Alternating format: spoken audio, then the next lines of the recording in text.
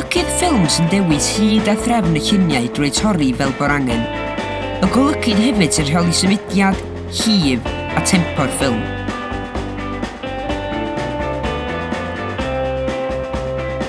Ond, y cam cyntaf gen yn ati i dorri lluniau ydy gwylio'r holl ddeunydd. Wrth wneud hyn, edrychwch yn ôl ar eich cynllun stori i wneud yn siŵr eich bod wedi ffilmio pob gylchgfa sydd ei angen arnoch. Dylai pob shot gael rheswm, emosiwn ac efallai ddylen nhw helpu symud y stori neu flaen. Dylai torri'r lluniau mewn mannau pwrpasol gan barchu'r hediad y deialog. Ar ôl lot o ymchwil, wedi ffeindio na ystyr bywyd ydy. Dyla'r dilyniad shot hefyd gyd fynd â datblygiad yn storio'r ffilm.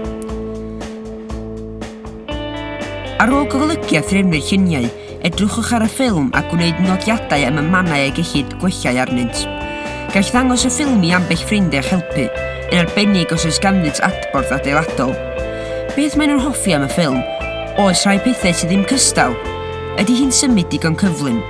Dyma gyfle i gael adborth. Ar ôl golygu'r lluniau a chyn arbed y ffilm yn derfynol, mae angen sicrhau bod lefelau sain y ffilm yn gyson.